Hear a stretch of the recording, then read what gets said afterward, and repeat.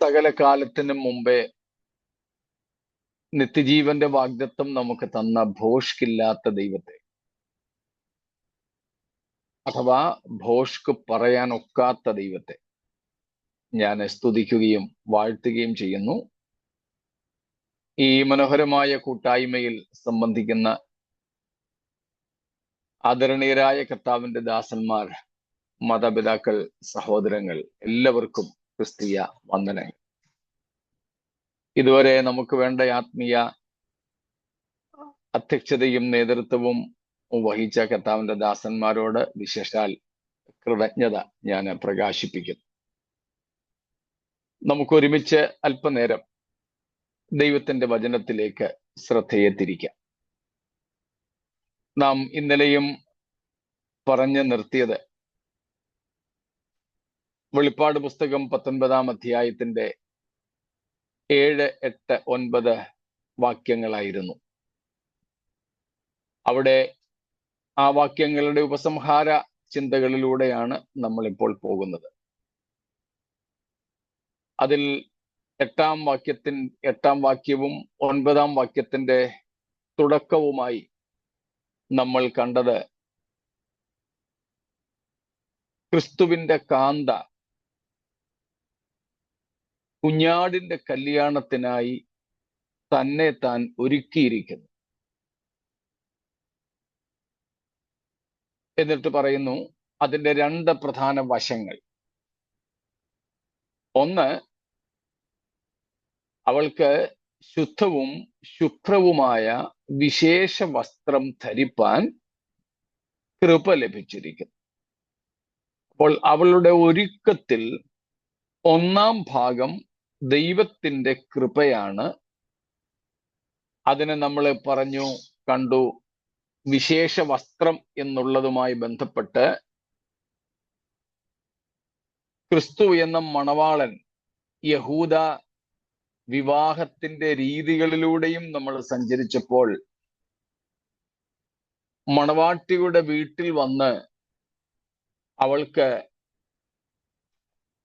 Purchase price അല്ലെങ്കിൽ bride മണി, സ്ത്രീധനം നൽകുന്ന കാര്യം. അങ്ങനെ ക്രിസ്തു ഭൂമിയിൽ വന്ന് നമുക്ക് വേണ്ടി തന്നെ താൻ ഏൽപ്പിച്ചു കൊടുത്ത, നമ്മെ വിലയ്ക്ക് വാങ്ങിയ ആ ഒരു പ്രത്യേക അവസ്ഥയെ നമ്മൾ കണ്ടു. അതിൽ സ്പെക്ടാക്കുലർ ക്ലൈമാക്സ് നമുക്ക് കാണുവാൻ കഴിയുന്ന ഉച്ചകോടിയായ വില നൽകിയത് ക്രൂശിൽ ചൊരിഞ്ഞ രക്തമാണെങ്കിലും അനാദി നിത്യത മുതൽ നമ്മുടെ വീണ്ടെടുപ്പിന് വേണ്ടി ക്രിസ്തു തന്നെ താൻ സമർപ്പിച്ച് സ്വർഗ മഹിമകളെ വെടിഞ്ഞ് ദൈവത്വത്തിന്റെ മഹത്വത്തെ മാറ്റിവെച്ച് മനുഷ്യത്വത്തിന്റെ മുഴുവൻ ദാസ്യത്വവും സ്വീകരിച്ചു വന്ന ആ കാര്യങ്ങളെ കുറിച്ച് കാണുകയുണ്ടായി. ഇന്നലെ നാം അതിനോട് കൂട്ടിച്ചേർത്ത മറ്റൊരു വസ്തുതയാണ് 19-ാം അധ്യായത്തിന്റെ 8ഉം 9ഉം വാക്യങ്ങളെയും കൂടെ അധികരിച്ചുകൊണ്ട് ക്രിസ്തു താൻ വിവാഹം കഴിക്കുവാൻ പോകുന്ന മണവാട്ടി വളരെ സാധുവാണ്, അഗതിയാണ്. എന്തുമാത്രം അഗതിയാണെന്ന് വെച്ചാൽ നഗ്നത മറയ്ക്കാനുള്ള വസ്ത്രം പോലും ഇല്ലാത്തവളാണ് എന്ന് കണ്ടിട്ട് അവൾക്ക് വേണ്ടി തൻ്റെ വസ്ത്രം നൽകി. ആ വസ്ത്രത്തിന്റെ പേരാണ് നീതിയുടെ വസ്ത്രം.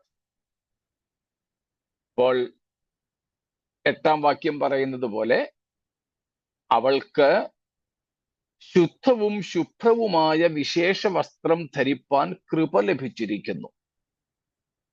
ദൈവം തൻ്റെ കൃപയാൽ ക്രിസ്തുവിന്റെ കാന്തയായ സഭയ്ക്ക് അഥവാ നമുക്ക് വിശേഷ വസ്ത്രം ധരിപ്പാൻ കൃപ നൽകിയത് 1-ാം ഭാഗം it is about the imputed righteousness of Christ.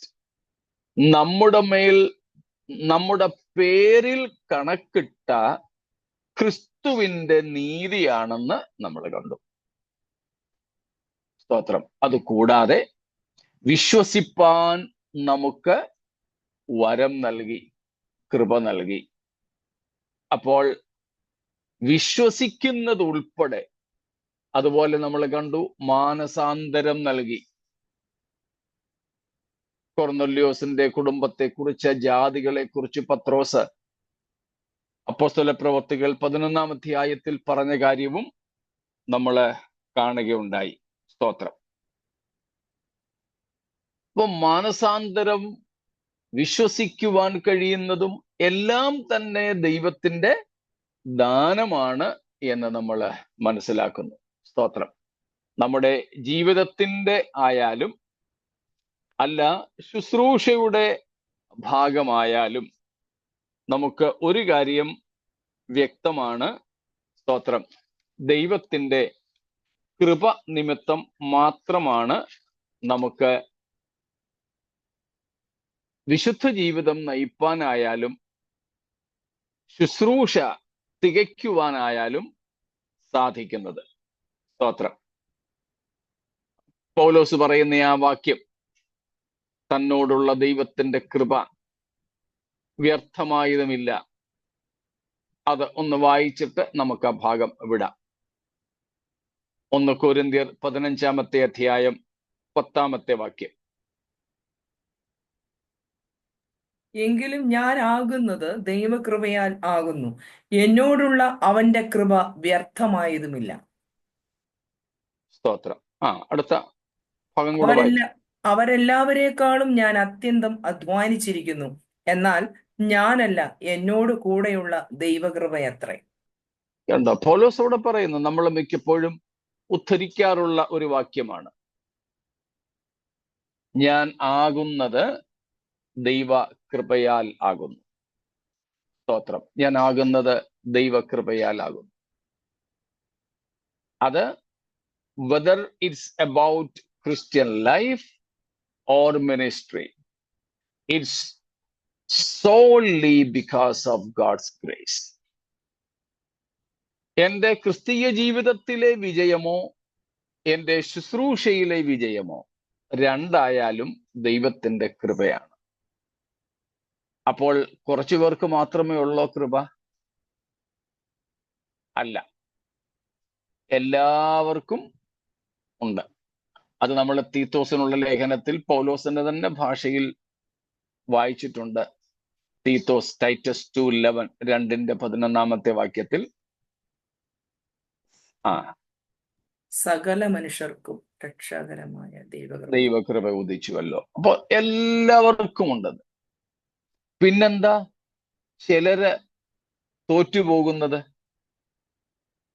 അതിനാണ് പൗലോസ് 1 കൊരിന്ത്യർ 15:10 2-ാം ഭാഗത്തിൽ പറഞ്ഞത്, എന്നോടുള്ള ദൈവത്തിന്റെ കൃപ വ്യർത്ഥമായതുമില്ല.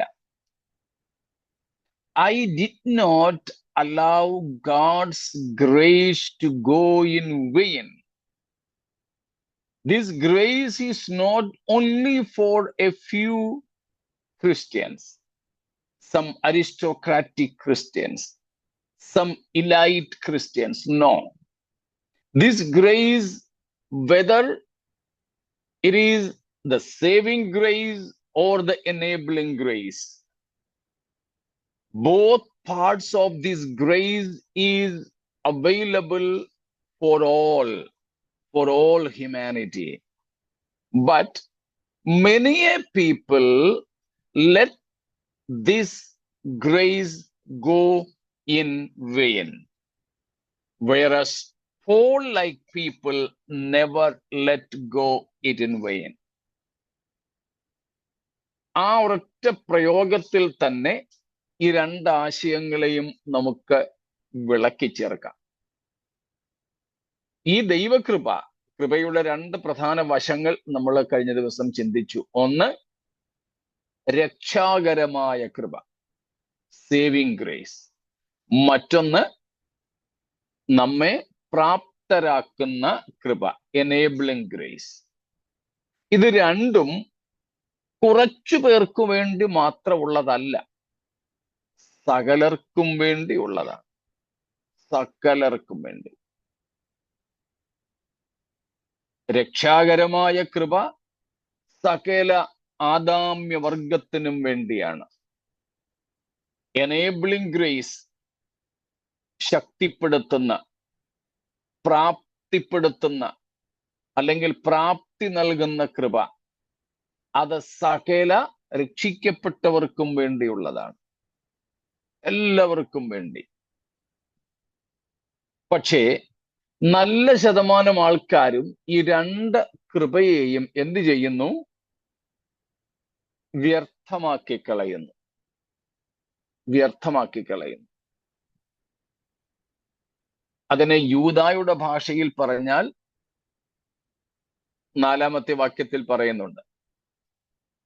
അത് തന്നെ 2 പത്രോസ് 2-ാം അധ്യായത്തിലും കാണുന്നുണ്ട്. യൂദാ 4-ാം വാക്യം ഒന്ന് വായിച്ചോളൂ. നമ്മുടെ ദൈവത്തിന്റെ കൃപയെ ദുഷ്കാമവൃത്തിക്ക് ഹേതുവാക്കി ഏകനാഥനും നമ്മുടെ കർത്താവുമായ യേശുക്രിസ്തുവിനെ നിഷേധിക്കുന്ന അഭക്തരായ ചില മനുഷ്യർ നുഴഞ്ഞു വന്നിരിക്കും. കണ്ടോ, അവരെന്താ ചെയ്തത്? നമ്മുടെ കർത്താവായ യേശുക്രിസ്തുവിന്റെ കൃപയെ അല്ലെങ്കിൽ ദൈവത്തിന്റെ കൃപയെ ദുഷ്കാമവൃത്തിക്ക് ഹേതുവാക്കി. എന്ന് വെച്ചാൽ ദൈവത്തിന്റെ കൃപയെ പാപത്തിന് വേണ്ടിയിട്ട് ഉപയോഗിച്ചു. ഇതാണ് പൗലോസ് കൊരിന്ഥി ലേഖനത്തിൽ പറഞ്ഞത്, എന്നോടുള്ള ദൈവത്തിന്റെ കൃപ വ്യർത്ഥമായില്ല. എന്നോടുള്ള ദൈവത്തിന്റെ കൃപയെ ഞാൻ പാപത്തിന് ലൈസൻസ് ആയിട്ട് ഉപയോഗിച്ചില്ല.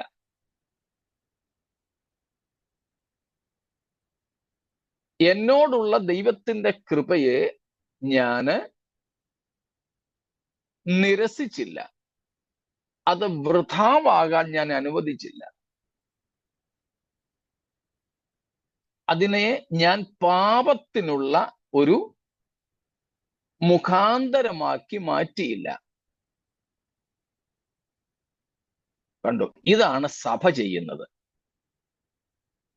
ക്രിസ്തുവിന്റെ കാന്ത തന്നെത്താൻ ഒരുക്കി എന്ന് പറഞ്ഞാൽ അതിൽ 2 വശങ്ങളും നമ്മൾ ഇന്നലെ കണ്ടു. ഒന്ന് ദൈവത്തിന്റെ വശവും നമ്മുടെ വശം. ഞാൻ പാതി ദൈവം പാതി എന്നല്ല അതിന്റെ അർത്ഥം. അങ്ങനെ ആരും അതിനെ തെറ്റിദ്ധരിക്കരുത്. നമ്മൾ മിനിയാന്ന് കണ്ടതുപോലെ ദൈവത്തിന്റെ 100% നമ്മുടെ 100% അതിനകത്തിലുണ്ട്.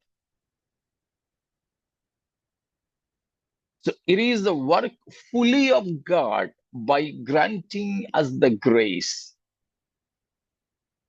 the saving grace as well as enabling grace, clothing us with the imputed righteousness of Christ, and then enabling us to live a righteous life, enabling us to produce the fruit of righteousness, the fruit of spirit, the fruit worthy of repentance.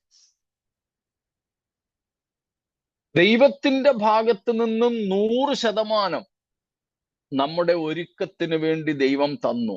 എങ്ങനെ എന്ന് ചോദിച്ചാൽ, രക്ഷാകരമായ ദൈവകൃപ തന്നത് മുതൽ ക്രിസ്തുവിന്റെ നീതി വസ്ത്രം നമ്മുടെ പേരിൽ കണക്കിട്ടത് തുടങ്ങി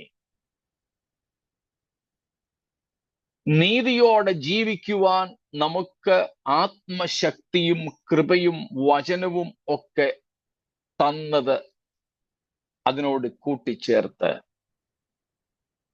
അങ്ങനെ നമ്മെ വിശുദ്ധരാക്കി നിലനിൽക്കുവാൻ വേണ്ടതെല്ലാം തന്നുകൊണ്ട് ദൈവം നമ്മെ എന്ത് ചെയ്തു? ഒരുങ്ങുവാൻ, തന്നെത്താൻ ഒരുങ്ങുവാനായിട്ട് ശക്തീകരിച്ചു. നമ്മുടെ ഭാഗത്ത് നിന്നുള്ള 100% എന്താണ്? പൗലോസ് പറഞ്ഞതുപോലെ നമ്മളോടുള്ള ദൈവത്തിന്റെ കൃപയെ വ്യർത്ഥമാകുവാൻ നാം അനുവദിക്കാതെ ആ കൃപയെ നമ്മൾ നമ്മുടെ ഒരുക്കത്തിന് വേണ്ടിയിട്ട് ഉപയോഗിക്കുക. സ്തോത്രം. അതിനെ നമ്മൾ ദൈവത്തിന്റെ നീതിയുള്ള വിധി വെളിപ്പെടുന്ന കോപ ദിവസത്തേക്ക് നമ്മുടെ പേരിൽ കോപമായി ചരതിച്ചു വയ്ക്കാതെ അതിനെ നമുക്ക് ലഭിച്ചൊരവസരമായി, അനുഗ്രഹമായി കണ്ടുകൊണ്ട് ക്രിസ്തുവിന്റെ വരവിനായി നമ്മെ തന്നെ ഒരുക്കിയെടുക്കാൻ നമ്മൾ പൂർണ്ണമായും സമർപ്പിതരാവുക. ഇത് രണ്ടും കൂടെ ചേരുമ്പോഴാണ് സ്തോത്രം 19-ാം അധ്യായത്തിന്റെ 8-ാം വാക്യവും 9-ാം വാക്യത്തിന്റെ തുടക്കവും ശരിയായി മനസ്സിലാക്കാൻ നമുക്ക് കഴിയുക.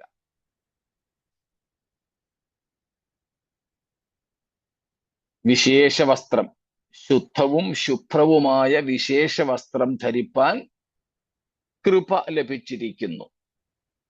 അതൊന്നാം ഭാഗം. രണ്ടാം ഭാഗം, ആ വിശേഷ വസ്ത്രം എന്താണ്?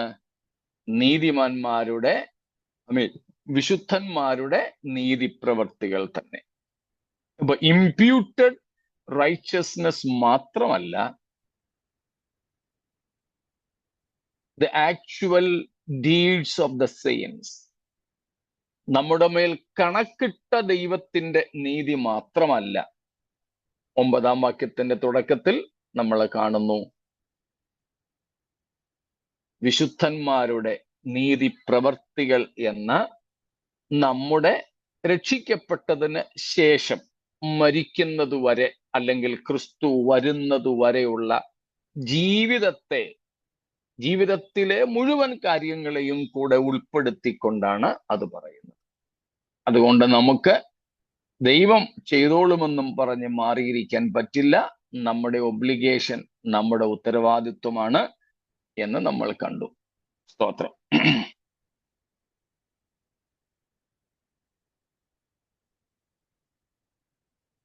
അങ്ങനെ നമ്മൾ കർത്താവിനോട് പൂർണ്ണമായും സഹകരിക്കാൻ തയ്യാറായാൽ കർത്താവ് നമ്മെ എഫേസ്യർ 5-ൽ പറയുന്നത് പോലെ എന്ത് ചെയ്യും?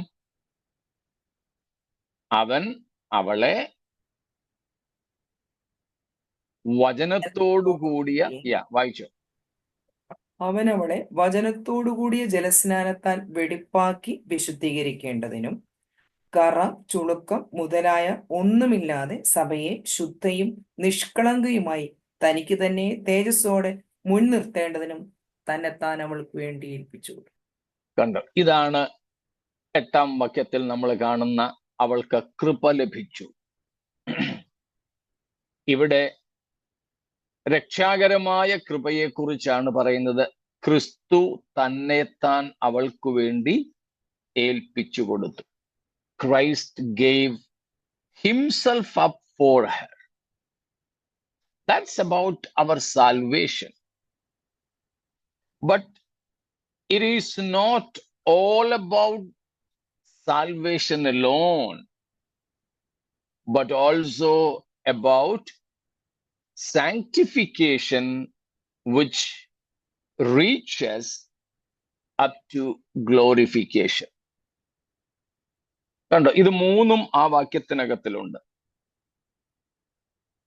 Christ gave himself up for her. ക്രിസ്തു തന്നെത്താൻ അവൾക്കായിട്ട് ഏൽപ്പിച്ചു കൊടുത്തു. അവളെ രക്ഷിക്കുന്നു. സഭയിലെ ഓരോ അംഗത്തെയും രക്ഷിക്കുന്ന കാര്യമാണ്. രക്ഷാകരമായ കൃപയുടെ വിഷയം. എന്നിട്ട് രക്ഷയെക്കുറിച്ച് മാത്രമല്ലത്. രണ്ടാമത് അവിടെ നമ്മൾ കാണുന്നു, he might sanctify her, also cleanse her. അവളെ വചനത്തോടു കൂടിയ ജലസ്നാനത്താൽ വിശുദ്ധീകരിച്ച് പിന്നെ വിശുദ്ധീകരിക്കുകയും കഴുകുകയും ചെയ്യുന്ന ശുദ്ധീകരണ പ്രക്രിയയെ അവിടെ കാണുന്നു. അപ്പോൾ ക്രിസ്തു നമ്മുടെ നീതീകരണത്തിനായി അഥവാ നമ്മുടെ രക്ഷയ്ക്കായി തന്നെത്താൻ ഏൽപ്പിച്ചു കൊടുത്തു. 2, നമ്മുടെ സാങ്ക്ടിഫിക്കേഷൻ, നമ്മുടെ വിശുദ്ധീകരണത്തിനായും ക്രിസ്തു തന്നെത്താൻ ഏൽപ്പിച്ചു കൊടുത്തു. പക്ഷെ അത് എവിടം വരെ എത്തുന്നു? 3-ാമത്തെ ഭാഗം നാം അവിടെ കാണുന്നു. That he might present her to himself a glorious church. That is about glorification. അപ്പോൾ അവൾക്ക് വേണ്ടി തന്നെത്താൻ ഏൽപ്പിച്ചു കൊടുത്ത ആദ്യ ഘടകം ദൈവസഭയുടെ നീതീകരണം അഥവാ രക്ഷയ്ക്ക്. 2, അവൻ അവളെ വിശുദ്ധീകരിക്കുക, കഴുകുക, അത് വിശുദ്ധീകരണ പ്രക്രിയ. 3, തേജസ്സോടെ തനിക്ക് താൻ മുൻനിർത്തുക, അത് തേജസ്കരണം. അപ്പം നീതീകരണം, വിശുദ്ധീകരണം, തേജസ്കരണം, ഇത് 3ഉം നമ്മിൽ നടത്തുന്നത് ആരാണ്? ക്രിസ്തുവാണെന്ന് നാം ഇവിടെ കാണുന്നു. സ്തോത്രം. നമ്മളെ കർത്താവ് അങ്ങ്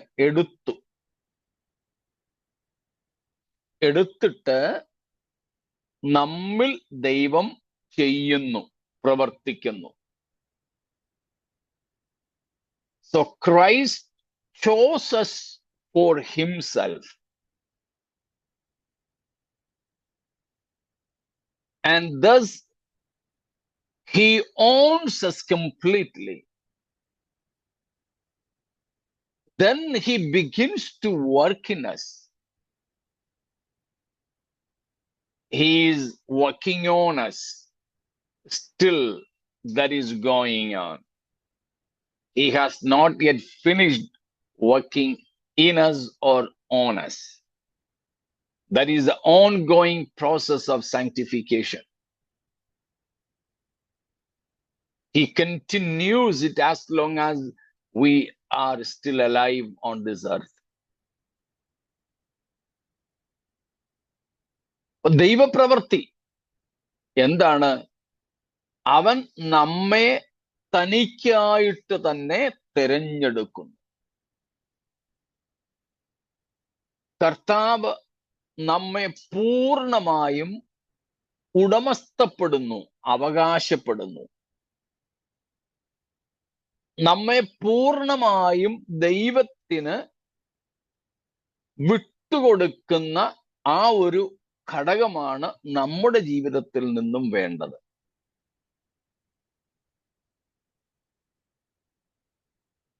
ഞാൻ പലപ്പോഴും നമ്മുടെ ഇടയിൽ തന്നെ പറഞ്ഞിട്ടുള്ള ഒരു കാര്യം, let God have more of us. ദൈവത്തിന് നമ്മെ കൂടുതലായി ലഭ്യരാക്കുക. പലപ്പോഴും നമ്മൾ കേൾക്കാറുള്ളത് നമ്മൾ ദൈവത്തിൽ നിന്നും പ്രാപിക്കുക എന്ന്. അതിനേക്കാൾ ദൈവത്തിന് നമ്മെ കൂടുതൽ പ്രാപിക്കുവാനായി വിട്ടുകൊടുക്കുക എന്നുള്ളതാണ് ക്രിസ്തീയ ജീവിതത്തിലെ പ്രധാന ഘടകം. നമ്മൾ ദൈവത്തിൽ നിന്ന് പ്രാപിക്കുക. പ്രസംഗകരൊക്കെ പലപ്പോഴും പറയുന്നത് അങ്ങനെയാണല്ലോ, പ്രാപിക്കുവാൻ വന്നതാണ്. അല്ല, ഞാൻ ഒന്നും ദൈവത്തിൽ നിന്ന് പ്രാപിച്ചില്ലെങ്കിലും എൻ്റെ കടമ ദൈവത്തിന് എന്നെ പൂർണ്ണമായും പ്രാപിക്കുവാനായിട്ട് വിട്ടുകൊടുക്കുക എന്നുള്ളതാണ്. സ്തോത്രം. എത്ര വർഷമായി നമ്മുടെ ക്രിസ്ത്യ ജീവിതം നയിക്കാൻ തുടങ്ങിയിട്ട്? പക്ഷെ നമ്മുടെ ജീവിതത്തിന്റെ എത്ര ഭാഗം ദൈവത്തിന് ഇതുവരെ പ്രാപിക്കാൻ കഴിഞ്ഞിട്ടുണ്ട്? ഇന്നും നമ്മുടെ ജീവിതത്തിൽ പാസ്വേഡ് പ്രൊട്ടക്റ്റഡ് ആയിട്ടുള്ള ഒത്തിരി ജീവിത അംശങ്ങളില്ലേ? ദൈവത്തിന് സ്വാതന്ത്ര്യത്തോടെ പ്രവർത്തിപ്പാൻ നാം വിട്ടുകൊടുത്തിട്ടില്ലാത്ത പല മേഖലകൾ നമ്മുടെ ജീവിതത്തിലില്ലേ? ദൈവം പലപ്പോഴും പണിയാൻ തുടങ്ങുമ്പോൾ ദൈവത്തിന്റെ കൈക്ക് കയറി പിടിക്കുന്ന ജീവിതാനുഭവങ്ങളില്ലേ? ദൈവത്തെ തടയുന്ന അവസ്ഥകൾ. അതിനു പകരം നമ്മൾ നമ്മളെ പൂർണ്ണമായും ദൈവത്തിന് ലഭ്യരാക്കി കൊടുക്കുക. ദൈവമേ, അങ്ങേക്ക് ഇഷ്ടമുള്ള പോലെ പണിതു. സ്തോത്രം.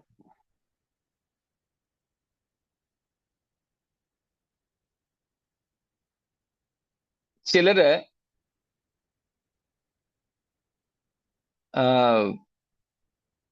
ഈ വണ്ടി, ചില ബൈക്ക് ആയാലും 4 വീലർ ആയാലും ഒക്കെ സർവീസിങ്ങിന് കൊടുക്കുമ്പോൾ, പ്രത്യേകിച്ച് ഓതറൈസ്ഡ് സർവീസ് സെന്റേഴ്സിൽ കൊടുക്കുമ്പോൾ,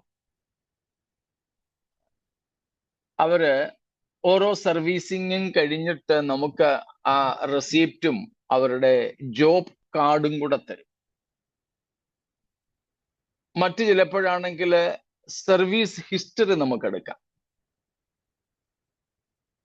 സെക്കൻഡ് ഹാൻഡ് വണ്ടിയൊക്കെ വാങ്ങാൻ ഒരുങ്ങുന്നവര് സർവീസ് ഹിസ്റ്ററി എടുക്കാറുണ്ട്. അതില് ചില ഒരു കോളമുണ്ട്, ചിലത് CNA, കസ്റ്റമർ നോട്ട് അപ്രൂവ്ഡ് എന്നാണ് അതിന്റെ അർത്ഥം. അതായത് ഞാൻ എൻ്റെ വണ്ടി സർവീസിങ്ങിന് ഓതറൈസ്ഡ് സർവീസ് സ്റ്റേഷനിൽ കൊടുത്തു. ഉദാഹരണത്തിന് എൻ്റെ വണ്ടി മാരുതിയുടേതാണെങ്കിൽ മാരുതിയുടെ സർവീസ് സ്റ്റേഷനിൽ ഞാൻ എൻ്റെ വണ്ടി കൊടുക്കുക. അവര് സർവീസിങ്ങിന് മുമ്പ് അല്ലെ സർവീസിങ് ചെയ്തുകൊണ്ടിരിക്കുമ്പം വണ്ടിയെല്ലാം അഴിച്ച് സർവീസിങ് ഒക്കെ ചെയ്യുമ്പോൾ എനിക്ക് ഇതുവരെ അല്ലെങ്കിൽ പുറമേ ഇതുവരെ കാണാൻ കഴിഞ്ഞിട്ടില്ലാത്ത ചില കുഴപ്പങ്ങളൊക്കെ വണ്ടിയിൽ കാണും. അന്നേരം അവര് ഫോൺ ചെയ്ത് പറയും, സാറേ, ഇന്ന ഭാഗം കൂടെ ഡാമേജ്ഡ് ആണ്, അത് മാറണം. അല്ല, ചിലതാണെങ്കിൽ റിപ്പയർ ചെയ്യണം. അപ്പൊ ഞാൻ പറയുക, അത് ഉടനെ മാറേണ്ടതുണ്ടോ? ചിലപ്പം അവർ പറയും, ഇത് ഇന്ന ഭാഗം അത്യാവശ്യമായും മാറണം. ചിലത് പറയും, ഒരു 500 കിലോമീറ്റർ അല്ലെങ്കിൽ 1000 കിലോമീറ്ററും കൂടെ ഓടും, കുഴപ്പമില്ല, 1000 കിലോമീറ്ററിനകം മാറണം, മാക്സിമം അത്രേ ഓടും. അപ്പം ഞാൻ പറയുക, എന്നാ പിന്നെ സാരമില്ല, 1000 കിലോമീറ്റർ കൂടെ കഴിഞ്ഞിട്ട് ഞാൻ മാറിക്കോളാം. അവരെ റിപ്പോർട്ട് കാർഡിനകത്ത് എഴുതും, ഇന്ന ഭാഗം, ഇന്ന റിപ്പയറിങ്, ഇന്ന റീപ്ലേസിങ്, ഇന്ന ഭാഗം മാറ്റിവെക്കാൻ അല്ലെങ്കിൽ അത് ശരിയാക്കാൻ വേണ്ടിയിട്ട് ഞങ്ങൾ ഉടമസ്ഥനോട് പറഞ്ഞു. പക്ഷേ ഉടമസ്ഥൻ ആ വർക്ക്, ആ റീപ്ലേസ്മെന്റോ റിപ്പയറിങ്ങോ അപ്രൂവ് ചെയ്തില്ല. അതാണ് കസ്റ്റമർ നോട്ട് അപ്രൂവ്ഡ്. വണ്ടിക്ക് ഇന്ന പണിയുണ്ട്, ഞങ്ങളെ ഉടമസ്ഥനോട് പറഞ്ഞു, പക്ഷെ അദ്ദേഹം ആ പണി ചെയ്യാൻ ഞങ്ങളെ അനുവദിച്ചില്ല. That is CNA റിപ്പോർട്ടിനകത്തെ CNA. ഞാൻ ഈ കാര്യം മനസ്സിലാക്കിയപ്പം ഒന്ന് ചിന്തിച്ചു നോക്കി.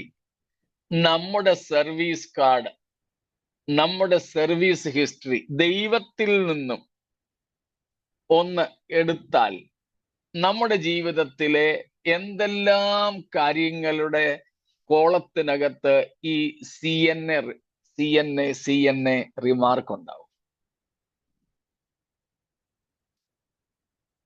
മനസ്സിലാവുന്നുണ്ടോ? മുമ്പേ അല്പ വാക്കുകളെ നമ്മുടെ വർക്കിച്ചാൻ പറഞ്ഞുണ്ടായിരുന്നെങ്കിലും അദ്ദേഹം ഞാനിങ്ങനെ വരുന്ന വഴിക്ക് പറഞ്ഞതായിട്ട് എൻ്റെ ഓർമ്മയിലുണ്ട്. മൊബൈലിന്റെ ഉപയോഗം, ചിലർക്ക് അതില്ലാതെ ജീവിക്കാൻ ഒക്കത്തില്ല. ഈ മദ്യപിക്കുന്നവര് സമയാസമയത്ത് മദ്യം കിട്ടിയില്ലേ വിറയ്ക്കുമെന്ന് പറഞ്ഞ പോലെ മൊബൈല് കയ്യെത്താ ദൂരത്തില്ലെങ്കിൽ അല്ലെങ്കിൽ അതിനോടടുത്ത് ഇരിക്കുന്നില്ലെങ്കിൽ ചിലർക്ക് ഒരു അസ്വസ്ഥതയാണ്. ദൈവസന്നിധിയിൽ നമ്മൾ വന്നപ്പം പല ആവർത്തി ഈ സർവീസ് സ്റ്റേഷനിൽ കയറ്റിയപ്പോൾ കർത്താവ് പറഞ്ഞു ഈ ഭാഗം ഒന്ന് റിപ്പയർ ആൻഡ് റീപ്ലേസിന്റെ ആവശ്യമുണ്ട്. പക്ഷേ നമ്മൾ പറഞ്ഞു പിന്നെ നോക്കാം. ഒരു കൊച്ചുദാഹരണ പറഞ്ഞേ, മൊബൈൽ ഉപയോഗം കുറയ്ക്കണമെന്ന് ദൈവം പലപ്പോഴും നമ്മോട് പറഞ്ഞിട്ടും, അല്ലെങ്കിൽ മൊബൈൽ എന്നുള്ളതല്ല, സോഷ്യൽ മീഡിയയുടെ സമൂഹ മാധ്യമങ്ങളുടെ ഉപയോഗം കുറയ്ക്കണമെന്ന് ദൈവം പലപ്പോഴും നമ്മോട് പറഞ്ഞിട്ടും നമ്മൾ സർവീസിംഗുകാരോട് പറയുന്നത് പോലെ അത് അല്പം കൂടെ കഴിഞ്ഞിട്ട് ഞാൻ ചെയ്തോളാമെന്നും പറഞ്ഞ് ദൈവത്തിന് പ്രവർത്തിക്കാൻ അനുവാദം കൊടുക്കാതെ മാറ്റിവെച്ച CNA ആ റിമാർക്ക് ഇടുന്ന കോളം എത്രയുണ്ടെന്ന് നോക്കിക്കേ. സ്തോത്രം. എന്നാൽ നമ്മെ രക്ഷിച്ച, നമ്മെ നീതീകരിച്ച, ക്രിസ്തുവിന്റെ നീതി നമ്മുടെ പേരിൽ കണക്കിട്ട ആ കർത്താവ് നമ്മെ ശുദ്ധീകരിപ്പാൻ പലപ്പോഴും കഴിയാതെ, കഴുകുവാൻ പലപ്പോഴും കഴിയാതെ, നമ്മൾ വിട്ടുകൊടുക്കാതെ, നമ്മൾ തന്നെ അവകാശപ്പെട്ടിരിക്കുന്ന അവസ്ഥകൾ ഉണ്ടെങ്കിൽ നമുക്ക് നമ്മെ തന്നെ ഒരുക്കാൻ കഴിയില്ല. ഇങ്ങനെ ദൈവത്തിന് പൂർണ്ണമായും നമ്മെ പണിയുവാനായി നാം വിട്ടുകൊടുത്താൽ, സ്തോത്രം, കർത്താവ് നമ്മളെ എന്ത് ചെയ്യും? കറയും ചുളുക്കവും ഒന്നും ഇല്ലാതെ നമ്മെ തേജസ്സുള്ള ഒരു സഭയാക്കി തീർക്കും. സ്തോത്രം. കറയും ചുളുക്കവും.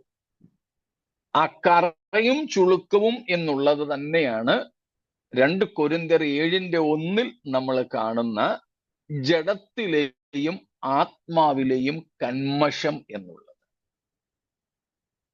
ജഡത്തിലെയും ആത്മാവിലെയും കന്മഷങ്ങൾ, all the filthiness of or in the spirit and in the flesh or body. സ്തോത്രം. കറ ചുളുക്കം ഒന്നുമില്ലാതെ എന്ന് വെച്ചാൽ അകമേയും പുറമേയും ശുദ്ധരായി തീരുന്ന അവസ്ഥയാണത്. അതുതന്നെയാണ് ആത്മാവിലെയും ജഡത്തിലെയും കന്മഷങ്ങൾ നീക്കുക എന്നുള്ളത്. ദൈവം അതിന് തയ്യാറാ. പക്ഷേ നമ്മൾ അതിനൊന്ന് അനുവദിച്ചാൽ മതി, വിട്ടുകൊടുക്കണം. അതാണ് നമ്മൾ റോമർ 6-ാം അധ്യായത്തിൽ നിന്ന് ആവർത്തിച്ച് കാണുകയുണ്ടായി, നിങ്ങളെ തന്നെ സമർപ്പിപ്പീൻ.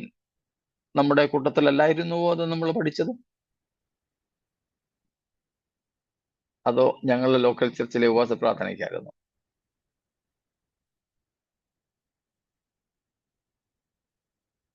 റോമാലേഖനം 6-ാമത്തെ അധ്യായത്തിൽ നിന്ന് നാം അത് കണ്ടിരുന്നു. സ്തോത്രം. ഞങ്ങളുടെ ചർച്ചിലെ മീറ്റിങ്ങിനായിരുന്നെന്ന് എനിക്ക് തോന്നുന്നു.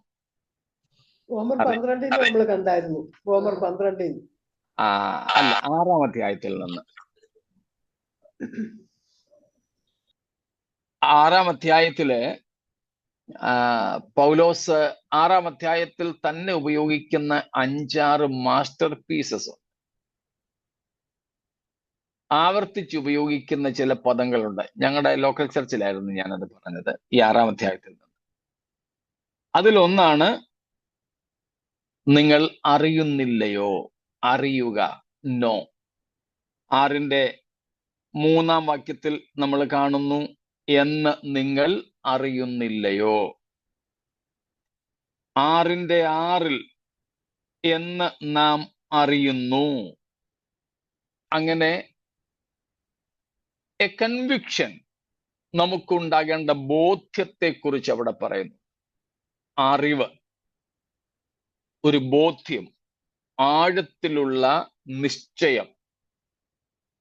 നാം കഴുകൽപ്പെട്ടവരാണ്, നാം വിവാഹ നിശ്ചയം കഴിഞ്ഞവരാണ്, ക്രിസ്തു എന്ന ഏക പുരുഷന് നിർമ്മല കന്യകയായി ഏൽപ്പിക്കപ്പെടേണ്ടവരാണ് എന്നൊക്കെയുള്ള ബോധ്യത്തെപ്പറ്റി നമുക്കത് പറയാം.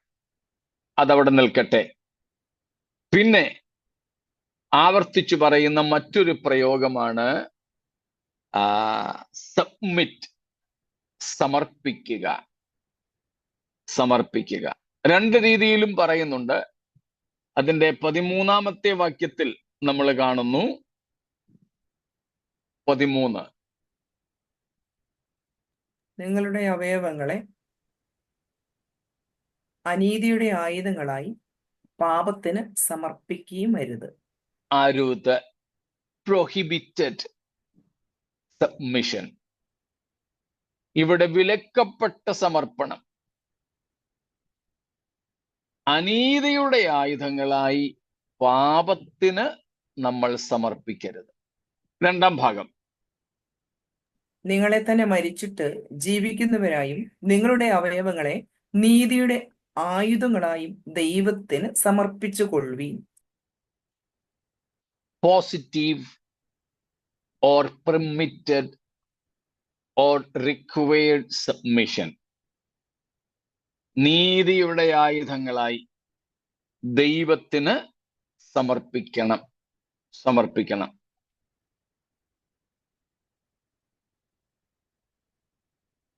അങ്ങനെ താഴോട്ട് വീണ്ടും വരുമ്പോൾ നമ്മൾ അതിൻ്റെ 16-ാമത്തെ വാക്യത്തിലും 19-ാം വാക്യത്തിലുമൊക്കെ കാണുന്നുണ്ട് സമർപ്പിക്കുന്നതിനെ കുറിച്ച്.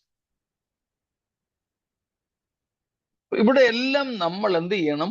ബോധപൂർവമായ ഒരു സമർപ്പണം എന്ന് വെച്ചാൽ ദൈവത്തിന് സ്വാതന്ത്ര്യത്തോടെ നമ്മിൽ പ്രവർത്തിക്കുവാൻ നാം അനുവദിച്ചു കൊടുക്കുക. സ്തോത്രം. ദൈവത്തിന് പൂർണ്ണ സ്വാതന്ത്ര്യത്തോടെ നമ്മിൽ പ്രവർത്തിപ്പാൻ രാവെന്നോ പകലെന്നോ വ്യത്യാസമില്ല, നമ്മൾ അനുവദിച്ചു കൊടുക്കുക. ആ ഒരു സബ്മിസീവ്നെസ്, സബ്മിഷൻ, ആ ഒരു സമർപ്പണം നമുക്ക് ആവശ്യമുണ്ട്. ഇങ്ങനെ ആകുമ്പോഴാണ് സ്തോത്രം എന്ത് ചെയ്യുന്നത്?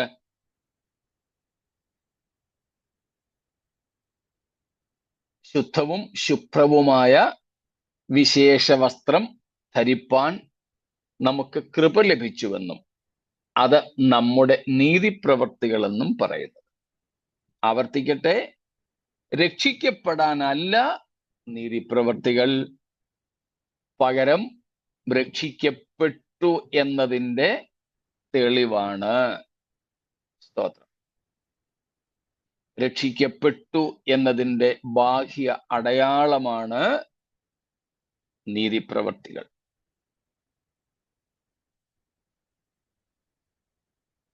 ഇത്രയും കാര്യങ്ങൾ വ്യക്തമായി കാണുമല്ലോ.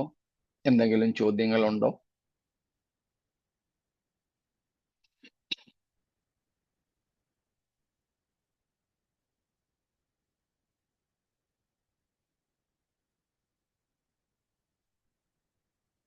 ഇവിടെ ചോദ്യങ്ങളൊന്നും ഇല്ലെങ്കിൽ,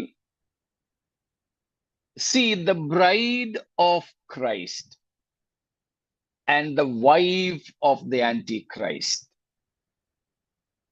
ക്രിസ്തുവിന്റെ കാന്ത, എതിർ ക്രിസ്തുവിന്റെ ഭാര്യ, രണ്ടുപേരും ധരിച്ചിരിക്കുന്നത് ലിനനാണ്, അല്ലെ? രണ്ടുപേരും. നാം അത് കാണുന്നുണ്ട്. 18-12 വാക്യത്തിൽ, വെളിപ്പാട് 18-12 നമ്മളത് 17-18 അധ്യായങ്ങളിൽ നിന്ന് കണ്ടതാണ്.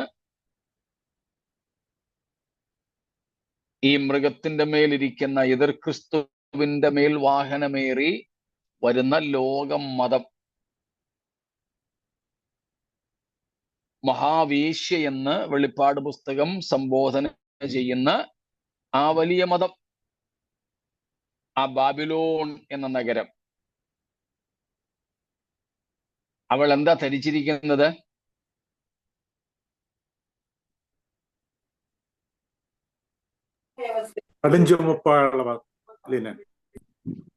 കടിഞ്ചുവപ്പായിട്ടുള്ള അല്ലെങ്കിൽ രക്താംബരം അവള് ധരിച്ചിരിക്കുന്നു.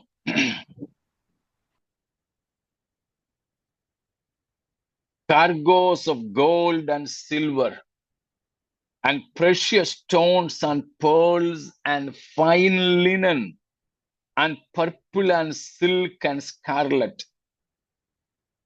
കണ്ടില്ലേ?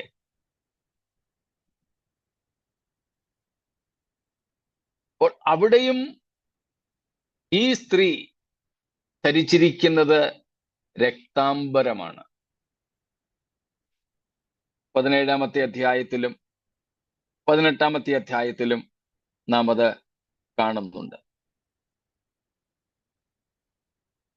ധൂമ്ര വർണ്ണവും കടിഞ്ചുവപ്പ് നിറവുമുള്ള വസ്ത്രം ധരിച്ച്.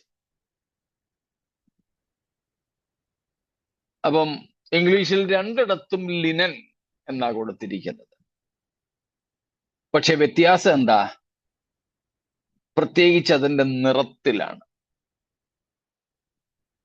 ക്രിസ്തുവിന്റെ കാന്തയായ സഭ, അവൾ ധരിച്ചിരിക്കുന്ന വസ്ത്രം എങ്ങനെയുള്ളതാ? എങ്ങനെയുള്ള ലിനനാണ് അവളുടേത്?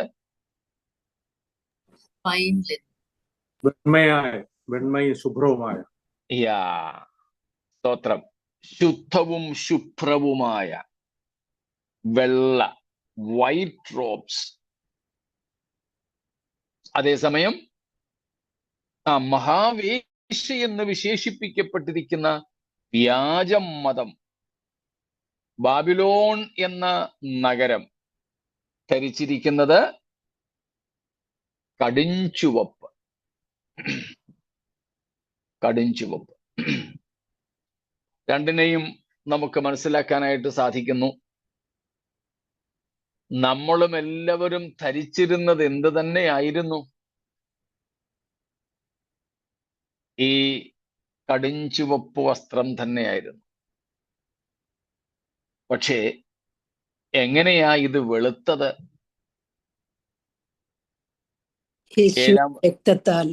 ആമേൻ. 7-ാം അധ്യായത്തിൽ നമ്മൾ വായിക്കുന്നത് പോലെ കുഞ്ഞാടിന്റെ രക്തത്തിൽ ഈ അങ്കികളെ, പാപപങ്കിലമായി തീർന്ന ഈ അങ്കികളെ കഴുകി വെളുപ്പിച്ചപ്പോഴാണ് നമ്മുടെ വസ്ത്രം ശുദ്ധവും ശുഭ്രവുമായി തീർന്നത്.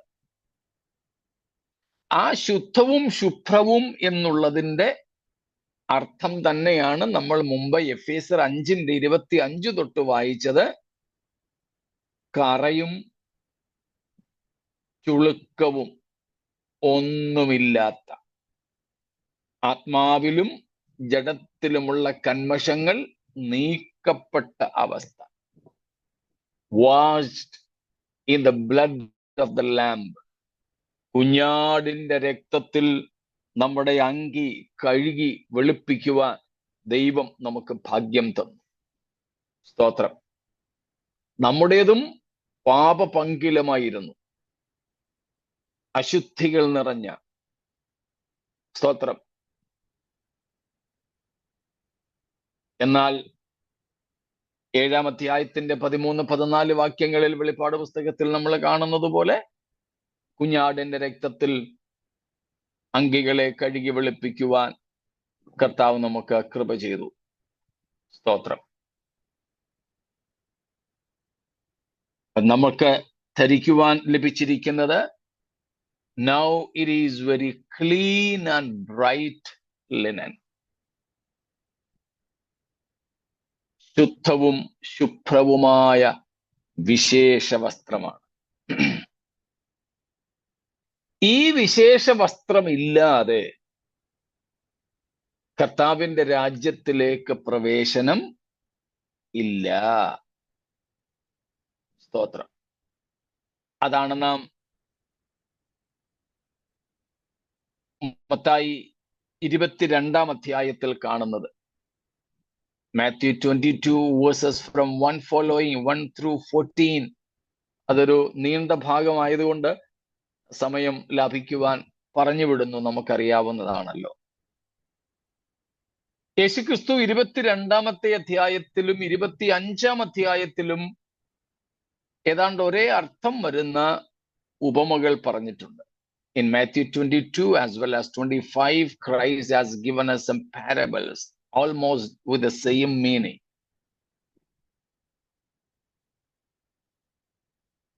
അതിൽ 22-ാമത്തെ അധ്യായത്തിലാണ് ഒരു രാജാവ് തൻ്റെ മകന്റെ വിവാഹത്തിന്റെ വിരുന്ന് കഴിച്ച കാര്യം. നമ്മൾ പാട്ടുമൊക്കെ അത് പാടാറുണ്ട്.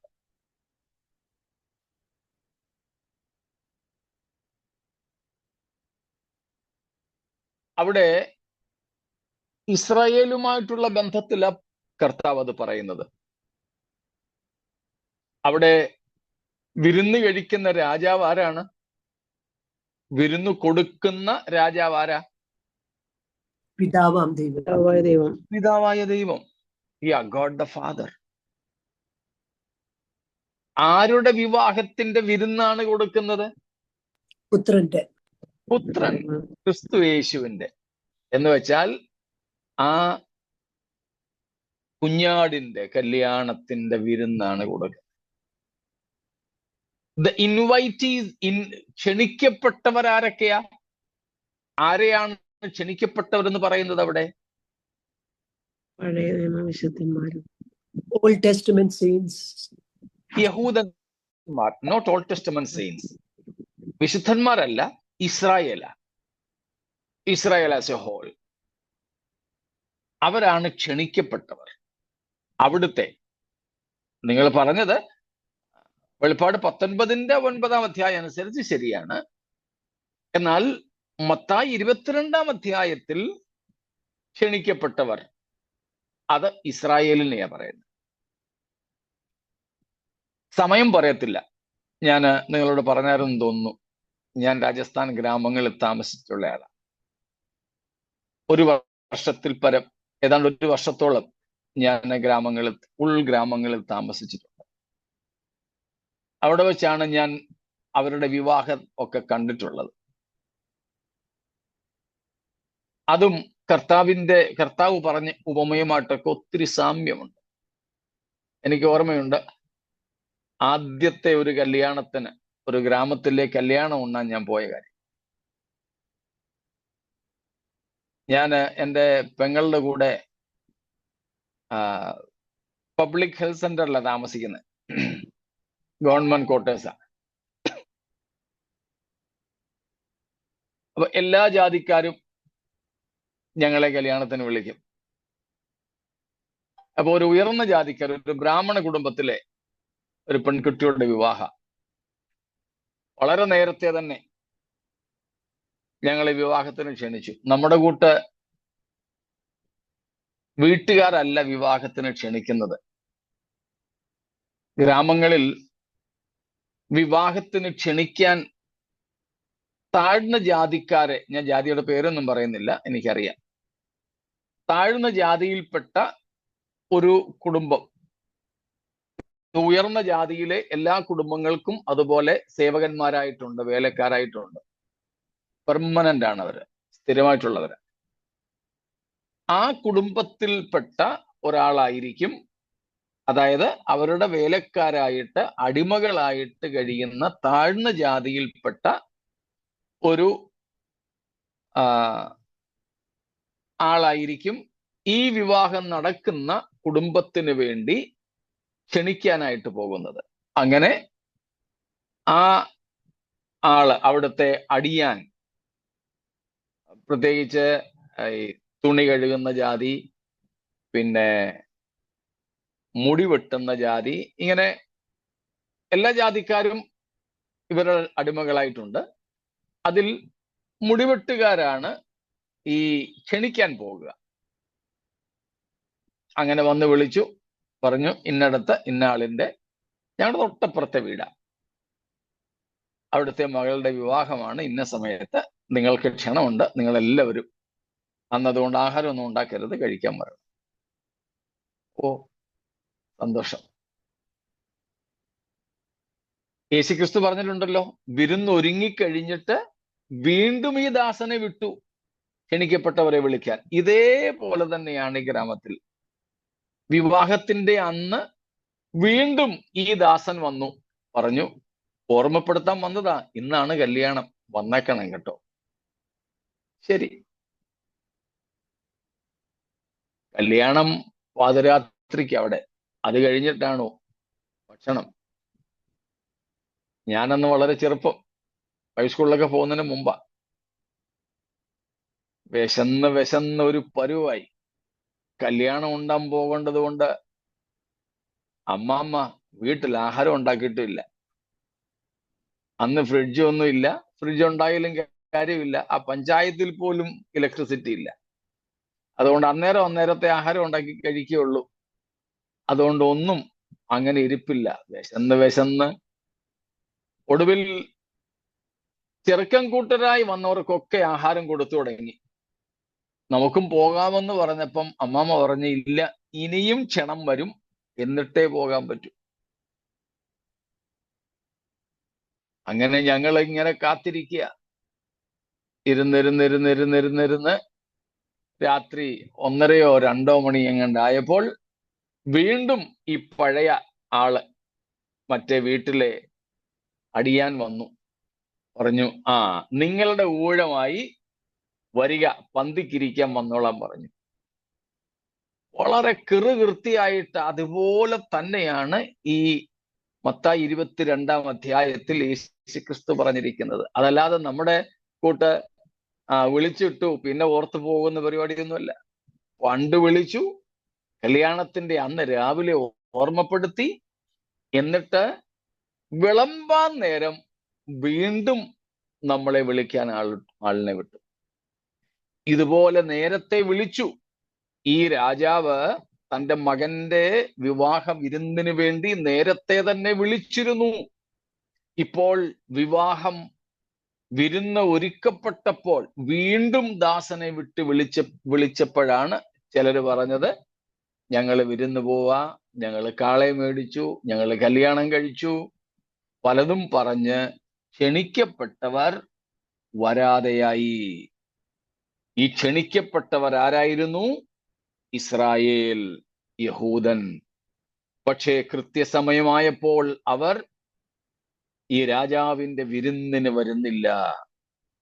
അപ്പോൾ വിരുന്ന് തയ്യാറാണ്, കല്യാണം റെഡിയാ, വിരുന്നും. അവിടെ നമ്മൾ വായിക്കുന്നു, രാജാവ് പറഞ്ഞു, പോ, ഇനി കാണുന്നവരെയൊക്കെ വിളിച്ചോണ്ട് വാ, വഴിയിൽ പോവും. 2-3 പ്രാവശ്യങ്ങളായിട്ട് ഒരു അടിസ്ഥാന യോഗ്യതയും ഇല്ലാത്തവരെ ഒക്കെ വിളിച്ചു. എല്ലാവരും വന്നു. വിരുന്നുശാല നിറഞ്ഞു. വിരുന്നുശാല നിറഞ്ഞപ്പോൾ ഇൻസ്പെക്ഷന് വേണ്ടി ഒന്ന് നോക്കാൻ രാജാവ് വന്നപ്പോഴാണ് അവിടെ ഒരുത്തനെ കാണുന്നത്. എങ്ങനെയുള്ളവൻ? വിവാഹ വസ്ത്രം ധരിക്കാത്തവൻ. അവനെ പിടിച്ച് പുറത്താക്കിയ കാര്യം നമുക്കറിയാം. ഇതിന് പിൻപിൽ 2 യഹൂദന്മാരുടെ കഥകളുണ്ട്. അത് ഇന്ന് പറയാൻ നേരമില്ല. അത് കർത്താവിന്റെ പർവ്വതാംശം നാളെ പറയാം. പരീശന്മാരുടെ, റബ്ബിമാരുടെ ഇടയിൽ അവർ പറയുന്ന 2 ഉപമകളുണ്ട്. അതിനോട് ചേർത്ത് വെച്ചാണ് കർത്താവ് 22-ാം അധ്യായത്തിലും 25-ാം അധ്യായത്തിലും ഉപമകൾ പറഞ്ഞത്. ഒരു കാര്യം മാത്രം പറഞ്ഞ് നമുക്ക് ഇന്ന് നിർത്താം. ശുദ്ധവും ശുഭ്രവുമായ വിശേഷ വസ്ത്രം ധരിപ്പാൻ വേണ്ടി കൃപ ലഭിച്ചിരിക്കുന്നു.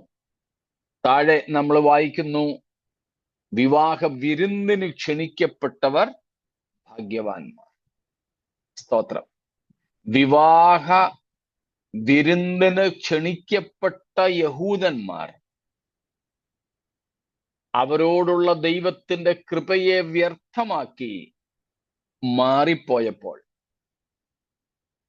എനിക്കും നിങ്ങൾക്കും യാതൊരു അടിസ്ഥാന യോഗ്യതകളും ഇല്ലാതിരുന്നിട്ടും കർത്താവ് നമ്മെ തന്റെ വിശുദ്ധ വിളി കൊണ്ട് വിളിച്ചു ഈ രാജാവിന്റെ മണവാട്ടിയായി തീരുവാൻ ഭാഗ്യം നൽകി. വിവാഹ വിരുന്നിന് ക്ഷണിക്കപ്പെട്ടയാളിന് വിവാഹ വസ്ത്രം ഇല്ല എന്ന് കണ്ട് വിരുന്നിൽ നിന്ന് ഇറക്കി വിടുകയും പുറത്തുള്ള ഇരുട്ടിലേക്ക് അയാളെ തള്ളിക്കളയുകയും ചെയ്തു എന്നാണ് യേശു 22-ാം അധ്യായത്തിൽ നമ്മോട് ഉപമയിലൂടെ പറഞ്ഞിരിക്കുന്നത്. അപ്പോൾ കേവലം വിളിക്കപ്പെട്ടു എന്നതുകൊണ്ട് അർത്ഥമില്ല. പകരം വിളിക്കപ്പെട്ടവർക്കൊക്കെ ഈ രാജാവ് എന്തും കൂടെ നൽകുന്നുണ്ട്, വിശേഷ വസ്ത്രവും വിവാഹ വസ്ത്രവും തരുന്നുണ്ട്. ആ വിവാഹ വസ്ത്രവും നാം ധരിക്കണം. ആ വിശേഷ വസ്ത്രവും ധരിക്കണം. അല്ലാതെ വിളിക്കപ്പെട്ട അതേ അവസ്ഥയിൽ തന്നെ വീണ്ടും ഇരുന്നാൽ നമുക്ക് വിവാഹ വിരുന്നിൽ പങ്കെടുക്കാൻ പോലും കഴിയുകയില്ല. സ്തോത്രം. ദൈവത്തിന്റെ വലിയ അത്ഭുതം എന്നുള്ളത് നമ്മൾ കേട്ടിട്ടുണ്ടല്ലോ. പാപപങ്കിലമായ ലോകത്തിൽ നിന്ന് പാപികളായ മനുഷ്യരെ തിരഞ്ഞെടുക്കുകയും പുത്രന്റെ ചോര കൊണ്ട് അവരെ കഴുകി വെടിപ്പാക്കി വിശുദ്ധീകരിക്കുകയും എന്നിട്ട് അവർ പണ്ടായിരുന്ന പാപലോകത്തിൽ തന്നെ അവരെ സൂക്ഷിക്കുകയും പക്ഷേ പണ്ടത്തെ പോലെ പാപം കൂടാതെ വിശുദ്ധരായി അവരെ സംരക്ഷിക്കുകയും ചെയ്യുന്ന ഒരു വലിയ അത്ഭുത പ്രവൃത്തി ദൈവം നമ്മുടെ ജീവിതത്തിൽ ചെയ്യുന്നു. ആവർത്തിക്കുന്നു, പാപികളായ മനുഷ്യരെ പാപലോകത്തിൽ നിന്ന് തെരഞ്ഞെടുക്കുന്നു. എന്നിട്ട് അവരെ സാങ്ക്ടിഫൈ, വിശുദ്ധീകരിക്കുന്നു. 3, അവരെ എവിടെ തന്നെ ജീവിക്കുവാൻ അനുവദിക്കുന്നു? പണ്ടായിരുന്ന അതേ പാപലോകത്തിൽ തന്നെ. പക്ഷെ ഒരു വ്യത്യാസം, പണ്ടിവിടെ പാർത്തപ്പോൾ പാപികളായി ജീവിച്ചു. എന്നാൽ ഇപ്പോഴോ പഴയ പാപലോകത്തിൽ തന്നെയാണ് ജീവിക്കുന്നതെങ്കിലും പാപത്തിന് അടിപ്പെടാതെ ജയജീവിതം നയിക്കുവാൻ വേണ്ട ആത്മീയ കരുത്തു പകർന്ന് അതേ പഴയ ലോകത്തിൽ തന്നെ ഈ പഴയ മനുഷ്യരെ പുതുസൃഷ്ടികളാക്കി സൂക്ഷിക്കുന്നു. സ്തോത്രം. അതുകൊണ്ട് കർത്താവ് എന്താഗ്രഹിക്കുന്നു? നമ്മൾ ശുദ്ധവും ശുഭ്രവുമായ വിശേഷ വസ്ത്രധാരികളായി, വിശുദ്ധന്മാരായി, നീതിമാന്മാരായി ഈ ലോകത്തിൽ ജീവിക്കണമെന്ന്. സ്തോത്രം. ആയതിനായി നമുക്ക് നമ്മെ തന്നെ സമർപ്പിക്കാം. ഈ വചനങ്ങളാൽ ദൈവം നമ്മെ അനുഗ്രഹിക്കുമാറാകട്ടെ.